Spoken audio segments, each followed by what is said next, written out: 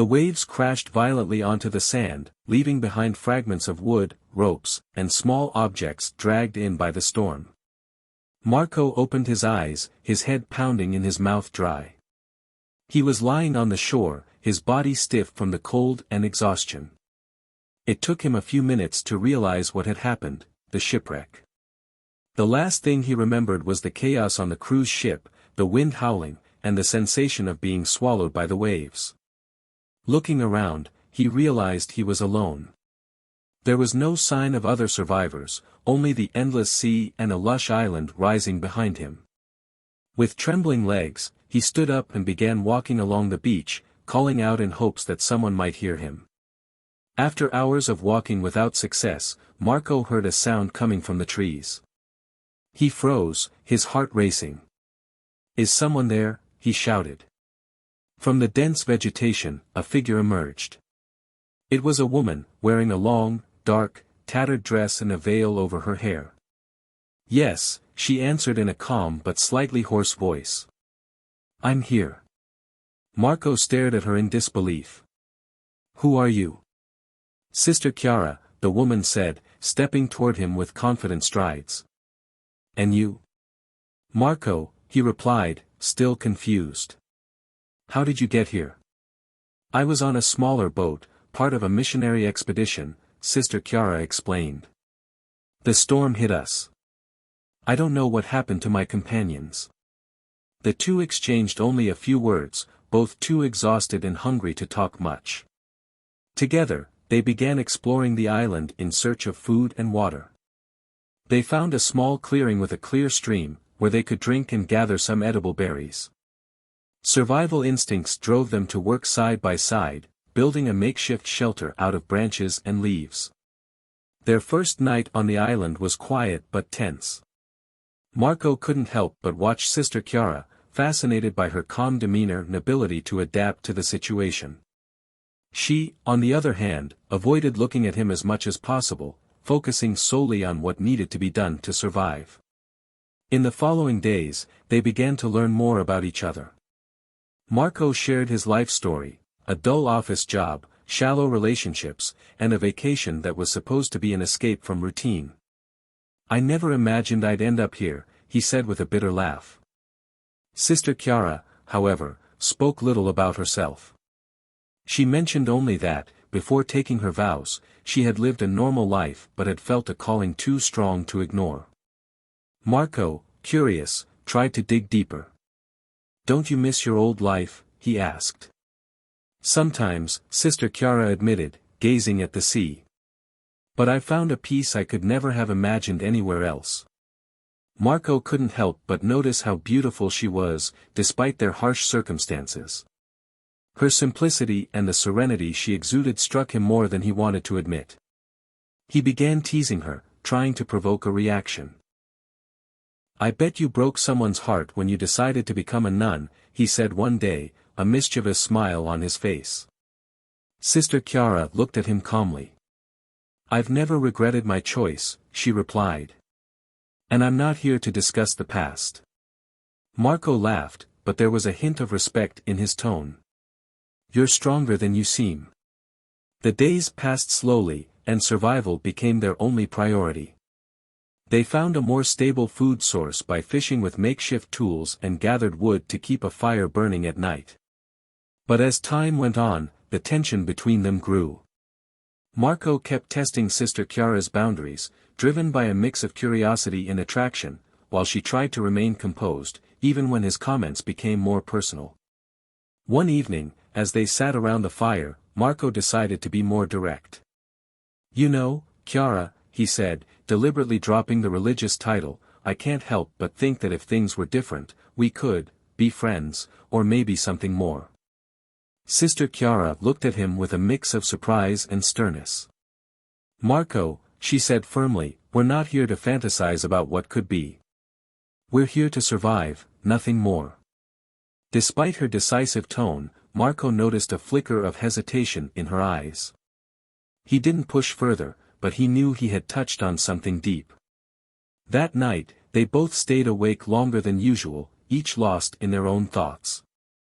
On the island, the line between past and present seemed to blur. For Sister Chiara, memories of a distant life began to resurface. For Marco, his attraction to her grew stronger with each passing day. Both of them sensed that something was changing, but neither was ready to confront it openly. As their days on the island dragged on, the dynamic between Marco and Sister Chiara continued to shift. The close collaboration required for survival had brought them closer. Despite their differences and moments of tension, there was a growing intimacy in their interactions. Conversations that had initially been superficial became more personal. One afternoon, as they worked together to build a makeshift trap for small animals, Marco observed Chiara closely. "You know," he said, breaking the silence, "I've never met anyone like you. You're calm, determined, and yet, you seem to carry a heavy burden." Chiara paused for a moment, avoiding his gaze. "I don't carry a burden," she replied, her voice steady. "I carry faith, and that gives me strength." Marco smiled, but his tone grew more serious. "It's not always easy to believe, is it? I mean, if there's a God, why would he put us here? Why would he let us end up in this situation?" Chiara looked at him, her eyes calm and deep. "I don't know why we're here, Marco. But I believe that every trial has a purpose. Even this one." The conversation stayed with Marco for the rest of the day. He wasn't a religious man, but something about the way Chiara spoke of faith made him reflect. That evening, as they sat around the fire, he decided to open up. "Before the shipwreck," he began, "my life didn't have much meaning. I worked just to pay the bills, spent time with people I didn't really care about. This vacation was supposed to be a way to escape, but I didn't even know what I was running from." Chiara listened silently, letting him speak. Marco lowered his gaze to the fire. "And now, here, with nothing, it feels like I can see everything more clearly. The things I thought mattered don't anymore. And you're like a light in all this darkness." Chiara stiffened slightly, sensing where the conversation was heading. "Marco," she said gently, "I understand how you feel, but we mustn't confuse our emotions with the situation we're in. Loneliness and fear can make us see things differently." Marco shook his head, his tone growing more passionate. "It's not just loneliness, Chiara. It's the way you make me feel. You make me believe I could be a better person, that I could find meaning in my life." Chiara remained silent, her heart torn between compassion and her devotion to her calling. That night, she prayed for a long time, asking God for strength and clarity. She knew Marco was searching for something greater, but she also felt that her vocation needed to remain her focus. The turning point came a few days later, during one of their explorations along the coast. They discovered a floating crate washed ashore. Inside were some supplies, a survival kit, and most importantly, an emergency radio. Chiara saw the discovery as a divine sign. "God has heard us," she said with a smile of gratitude. Marco, however, seemed less enthusiastic. "What if no one answers?" he asked, staring at the radio. "What if we're still stuck here, holding on to a hope that fades away?" Chiara placed a hand on his arm. "Hope doesn't fade, Marco. It's what keeps us alive." They used the radio to send out a distress signal, but there was no immediate response. In the following days, the waiting brought an air of introspection. Marco, increasingly aware of his feelings, decided it was time to address Chiara openly. "Chiara," he said one evening, his voice steady but filled with emotion, "I need to tell you something." One evening, as the fire crackled between them, Marco turned to her. "Chiara, I have to tell you. I've fallen in love with you. I can't pretend it hasn't happened." Chiara remained silent for a long moment. Then, with a firm but gentle voice, she replied, "Marco, what you feel is real, but we can't let it change who we are. I've made a choice, and that choice defines me. I can't go back on it." Marco lowered his gaze, hurt but also respectful of her honesty. "What if it's fate? What if we're here to find something together?" Chiara met his eyes, her gaze filled with compassion. Our meeting wasn't random, but it's not for the reason you think. Maybe we're here to help each other see more clearly who we are and what we truly want. The next day, the radio finally emitted a signal. A rescue ship had received their message and was on its way. Marco and Chiara prepared to leave the island, each with mixed emotions. For Marco, the island had been a chance for rediscovery, but leaving it meant facing a reality that felt more confusing than ever. For Chiara, it had been a test of her faith, an opportunity to reaffirm her commitment. On the day the rescue ship arrived, the island seemed wrapped in an unreal calm. Marco and Sister Chiara stood on the shore, watching the vessel approach slowly. The sound of the waves was the only thing breaking the silence filled with emotions. For days, they had shared every moment, every challenge, every reflection. Now, the thought of parting left them with a mix of relief and melancholy.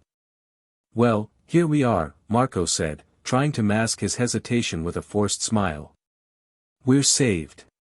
Chiara nodded, but her gaze remained fixed on the horizon. "Salvation isn't just leaving the island, Marco," she said calmly. "It's also finding peace within ourselves." As the rescuers helped them board the ship, Marco couldn't help but glance back at the island they had left behind.